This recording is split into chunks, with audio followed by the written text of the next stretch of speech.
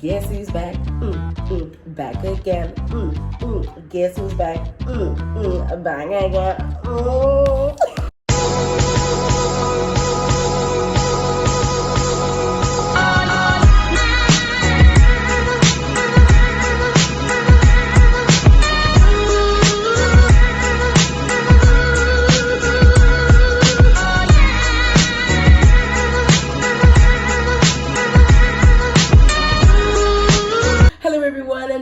To Aggressive and Unstoppable. The games get intense when I'm involved. Of course, my name is Hilda Mendigo. If you are new here, we talk about UFC and all the drama and girl, guy, sir, madam.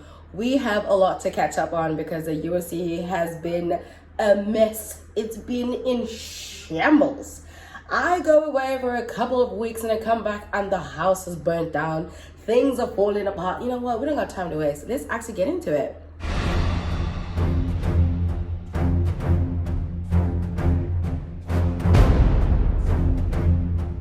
So quick recap on UFC 300.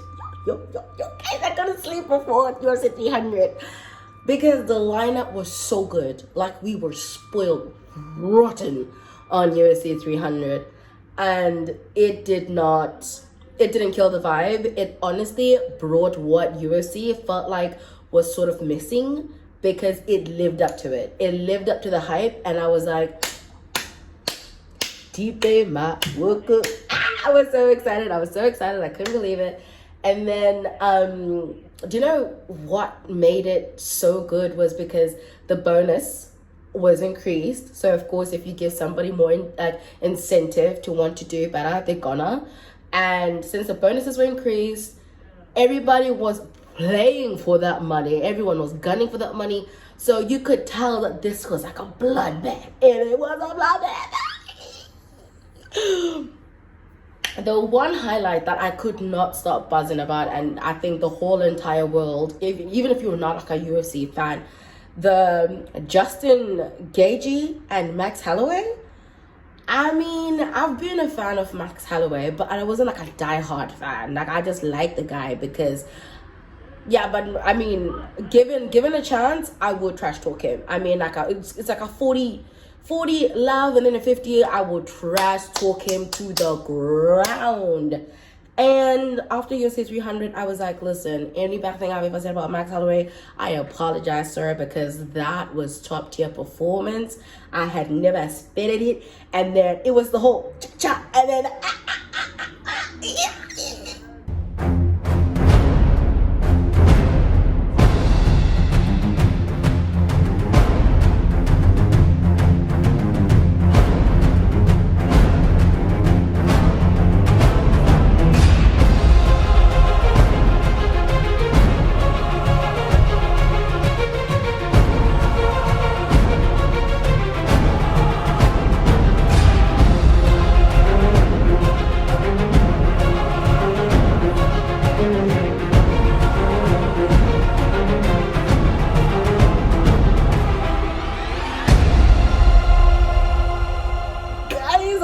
I was like, honestly, I thought Gaethje was gonna get him, because I was like, Gaethje's like boxing is like remarkable. It is so good, and he's good on his feet.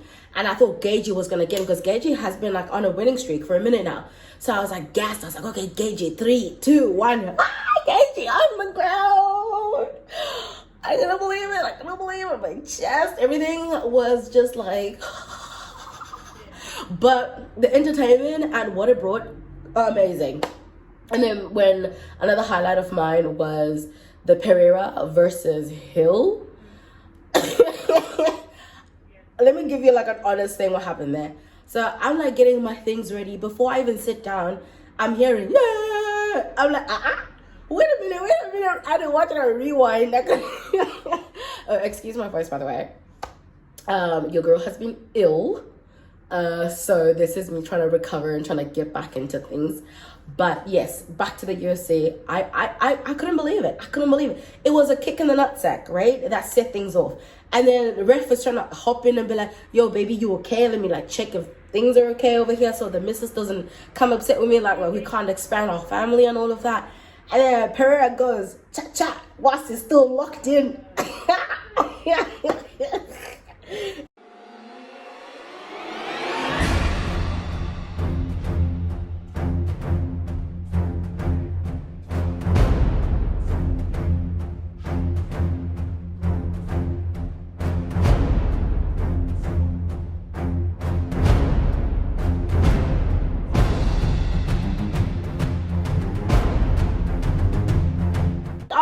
You can't beat it. You can't make stuff like that up. Like, it's not, it's the thing I love about UFC is because it provides entertainment on the sport. It's not made up, it's not written up, it's not scripted. It's actual, it's real life. It's a real life.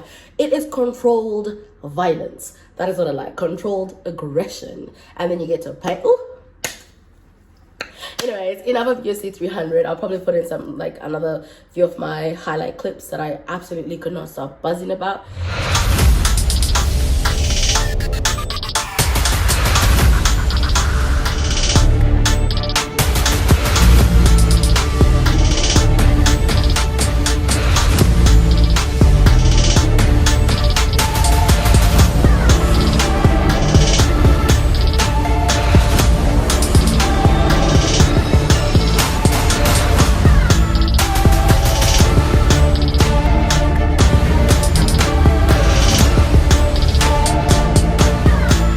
Because that brought back the atmosphere the UFC has been missing. It brought back the excitement the UFC has been missing, because of late, if we're being genuinely honest, it's been missing that. Why? Because the UFC sort of depended their whole entire, I wouldn't say fandom or sort of excitement on one person, which was Conor McGregor, and he carried it with utmost grace, and he did it so well through his trash talking and backing up his talk. I mean, we still talk about Conor McGregor till this day, but he hasn't fought since 2021, but we still talk about him because that's how much of a presence the guy had in the UFC. And good on Dana for using that and capitalizing on that. But I feel like since he hasn't been in the fight since 2021, we need someone else to carry the UFC. And Izzy took that upon himself and carried the UFC. Wherever Izzy went, there was going to be trash talking, either because his trash talking was so bad. That's it. There was always chatter. And honestly, we need to give it up to Kamaru Usman, Francis Ngannou, and Israel Adesanya for keeping that UFC chatter going, keeping that intensity, keeping that drama going, keeping whatever controversial topic that they probably would be having. They kept it alive. Now, I understand Francis Ngannou is grieving at the moment. I mean, my heart goes out to him. Losing a child is so hard. My condolences. And Kamaru Usman, since the Leon Edwards, my guy, has been commentating, he's like, listen, I need a break, child. I need a break. I've been carried you guys for like 3 years now. I need a break. And of course, Izzy as well decided to take a mini little break, which is granted. These guys were in the ring, in and out. If we were not talking about Usman, we were talking about Kamaru. If we're not talking about Kamaru, we were talking about Ngannou. If we're not talking about Ngannou, we're talking about Izzy. And if we're not talking about Izzy, we're talking about Conor. Those guys, their names in rotation made the machine work. Now, these are all our big names dropped out, and following other names as well that haven't been doing great. For example, Volkanovski. Volkanovski is one of like the top baddest. Like, he's a bad boy. He's a baddie. And he dropped out because, I mean, we all saw what happened. We talked about it here as well. And finally, the man decided to go take a breather, because that knockout, I was like, I will buy my ticket to go there and be like, Dana, stop. Now you're just putting this man in harm's way. It's not okay. He dropped out, and we've been crying. I've been crying for my man to be brought back. And where is he? Where is my monster? Where's my cock-eyed maniac, my hooligan, my gut snapper, my gutter sniper? I'm looking for my hoodlum. Khamzat Chimaev. He came in, Dana ruined it. Dana, damn you. He ruined it because Khamzat came in with that. He was gonna come around, I'm gonna kill everybody. And if you're a UFC fan, you know what that means. You know he's coming for heads, honey. And heads wanted to be rolled. I wanted to see heads on the floor, heads on a pike giving Macbeth. Honey, we saw none of that. We saw none of it. And where is Gilbert? Well, Gilbert Burns has been fighting. Gilbert Burns, it's just Gilbert Burns. You know, if you don't give him a challenge, it's not the same Gilbert Burns. You know, it's Gilbert. Gilbert. yeah. Sorry, I had to. Anyways, moving on to the drama that's been happening.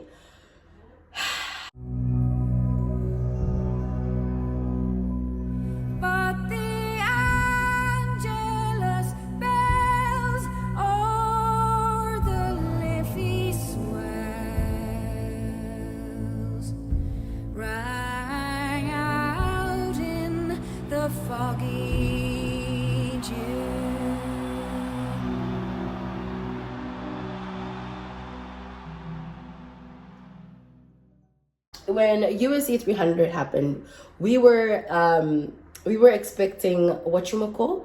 We were expecting Conor. Oh, I've got a pen because I need to write down my notes because my head could go on about this without the structure. Conor was supposed to come in for the conference, right, for UFC 300 to like promote his own main card, which is going to be UFC 303. Hey. Yo, man would disappoint you. So everyone was excited. However, you know when you have been played by a player before and he comes to you and goes, no baby, I'll never do that to you again, and you're like, yeah, sure, once a player, always a player. If it looks like a duck and it quacks like a duck, it's a cheater.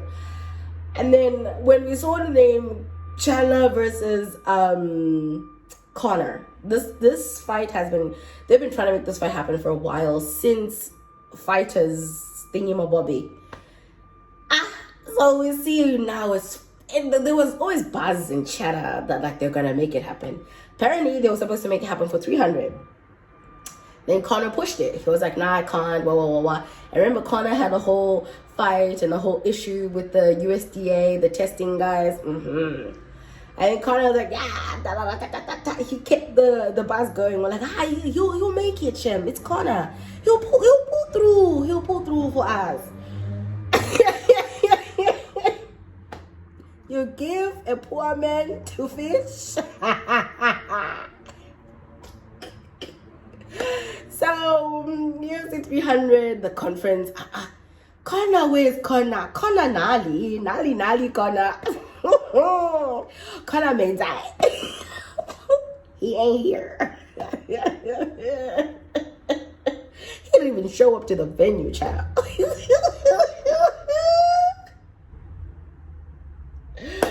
That's when you know things are good. Life is good. I need to show up. He came up with some excuse. I couldn't show up for the press conference. Rah. And to make it worse, we had been seeing. Oh, that's a nice pimped car. Oh, that's nice. That's nice. We had been seeing like pictures of him and Dee, his wife, partying hard, like partying. You know, giving Wolf on Wall Street type of partying. And then I remember I was debating it with my friend, and then my friend was like, nah, those are old pictures. I'm like, have you seen Conor? He was built like a refrigerator before, and now he's like sort of like turned down because of training and everything. I think those pictures are recent. And then I was like, no, they're not, rah. And I'm like, okay, cool. So the press conference comes, he goes, I couldn't show up, I couldn't make it, blah, blah, blah, blah. And everyone was like, blaza matang. You see, these are the statements. This is how it starts. It starts, you know, like suspicious. He's a suspect, that one. And then a couple of days ago, Conor goes, yeah, he's pulled out of the fight. fight 303 because of an injury during training camp. Now, it makes sense. Okay, if we do believe that it is an actual injury, it makes sense because Conor hasn't been in an actual fight since 2021 when he broke his leg in his third bout with Dustin Poirier. And it was such a big injury. An injury like that on someone like Conor or on a high-performing athlete, it doesn't just hurt your bones, it hurts your ego, it hurts your confidence. Whatever you thought you had in the ring, it now you start to question it. So I'm assuming when Conor started doing his whole training camp or wanting to get back in there, you want to. But the fact that your fights are so far and near, they're so far and spaced out in between, that when you do train, you're bound to hurt yourself because it's intense. It's not just your body, it's your mind. You need to keep pushing. The training camps that these guys go through, it's a lot of hard work on the body. And Conor is already doing a lot of hard work on the body with other substances and other ways. He's been substituting, he's been going hard, especially in his partying. So it's like, it makes sense. I think half of the battle that Conor's fighting is the physical battle with his body and also his mind. And also he has a lot to lose. Unlike with Chandler, he's got nothing to prove.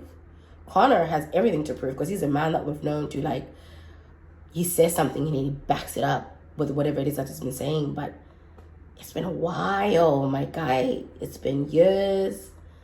You haven't fought, you've been partying hard, you're rich, you really don't need this.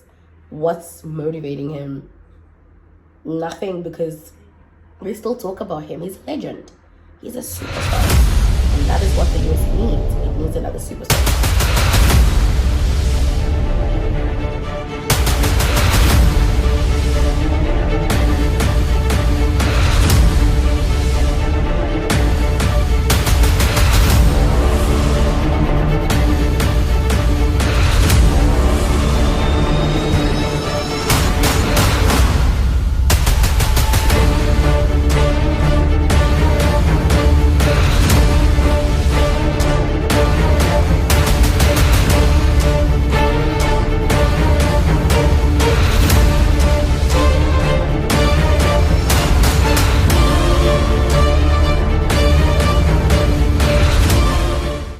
The legend, he's a legend, and the UFC needs another superstar. So I don't think Conor is going to come back in the ring at all. Not even anytime soon, but at all. I think that's all he wrote. It's okay, let's just dead it. We'll keep talking about him because he's such a legend. It's Conor. I love the guy. Now, speaking of legends, where is Leon Edwards? No, seriously. You come in, create all this rah-rah buzz, be like, oh my God, I've been trying, Kamaru Usman, I've been trying to follow you for the past 6 years, and life was hard. And he comes up with his whole entire spiel, I would say. He comes in, he wins the belt, gone, like electricity, just disappeared out of, thin air. Sir, do you want to show up? Say something, do something. And I get it, he's a champ, and people have been saying the buzz and the rumors are that they're people who Dana's like, oh, Leon Edwards and this person, let's fight, and the other opponent is backed out. Dana, you've got enough pull to be like, listen, it's this or nothing. Leon Edwards also needs to be making call out, I don't know, or what's going on? Let's just dismantle the whole the belt then, because you're not doing enough, you're not causing enough buzz, you're just sitting there, you've been planted there. It's been a year now. It's nearly a year since we've seen Leon Edwards, and also even when he's offline, he does nothing about it. And where is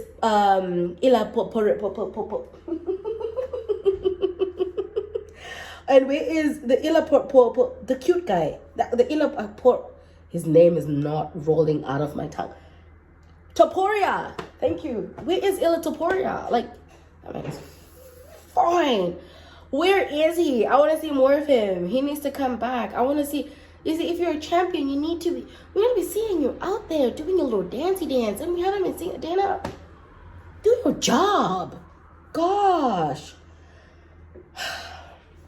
And I get it. They tried to make the whole Sugar Sean train happen, and look where that led us. Absolute fail.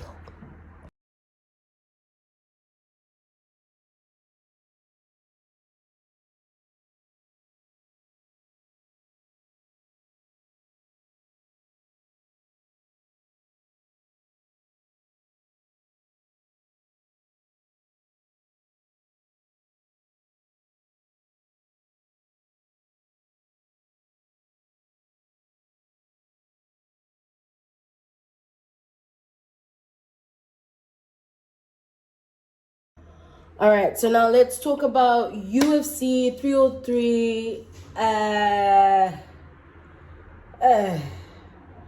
Pereira had to come in, save the day, because he decided to fight Jiri again. Oh, Pereira has been doing a lot. Since UFC 295.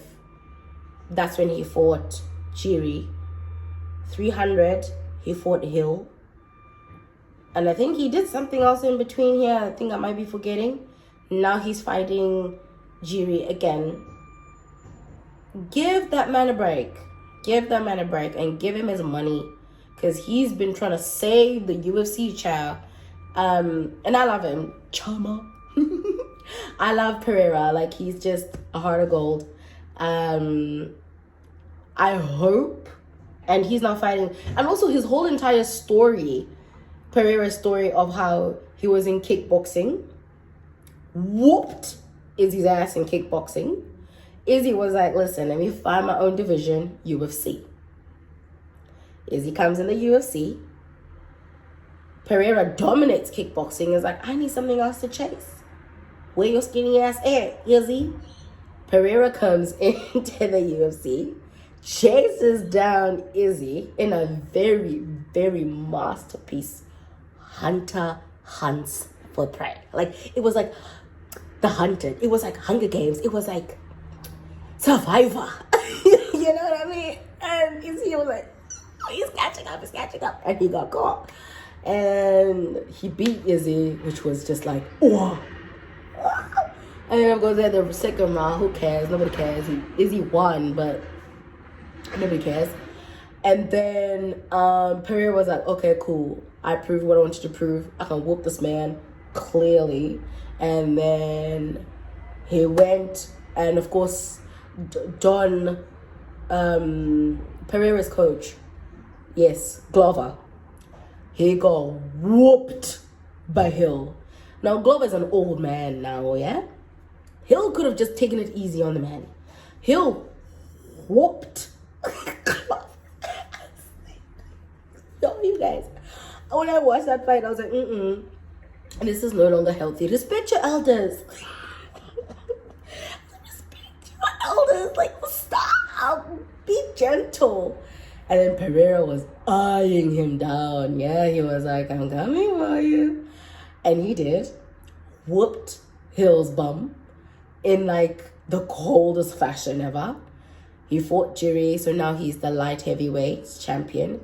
And he wants to fight Jiri again because he's saving the day because Conor and Milkman Chandler couldn't get their stuff together.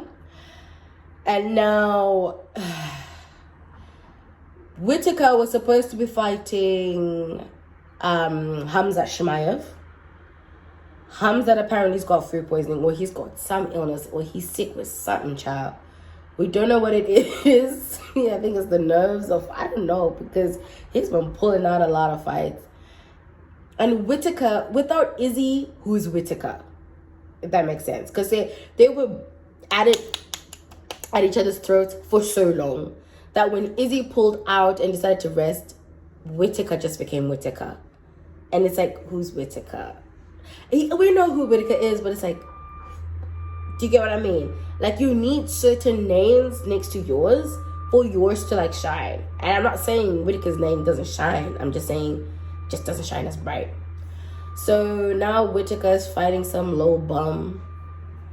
His name is there. It's just, UFC is a mess. We don't even know half of these guys. Like, I feel like they need to have like a whole introduction. Like, hi, this is so and so. He's good with so and so and so. This is so and so. Like, introduce us to these guys. Don't just throw them in our faces. Their faces already just looks, you know, peculiar. It's just peculiar looking. You know, introduce to us. Like, hi guys, this is Ningrikin. Minas, Dana. Yeah. It's just UFC. Mess. Anywho, I think if Pereira, we see this thing is not really the same anymore. You know, there was no hype. We just know he's coming to save the day. If he wins or if he loses, we don't care. He saved the day. I hope Pereira wins. Against Fury. And Whitaker versus this guy. Child. I don't know. We were excited for the original matchup. Now you change things too much. As UFC fans, we like things. If you put it in front of us, we're gonna like it. We like the matchup because we've been dying for it. And then if you change it up to some person that we don't know, we're gonna have a problem because it's like, who are we watching? What are we watching? Dana, do better. Y'all need to sort each other out. Like, you need to enforce stricter rules. Force on a Leon Edwards to come to the woodworks and do something, because this ain't it, child. Anyways, guys, this is it from me. Thank you guys so much for watching Aggressive and Unstoppable. The games get intense when I'm involved. Anyways, guys, make sure to like, subscribe, and comment. Let me know what you think. You can find me on Instagram when fights are happening. Let me know what's going on. Talk to me. I want to hear your thoughts. I want to hear what you guys think. If you think I'm talking out of my ass, let me know, and then I will let you know that you don't know what you're talking about, because I know what I'm talking about. But anyways, guys, thank you so much for watching. Don't forget to subscribe, like, and hit the notification bell for more.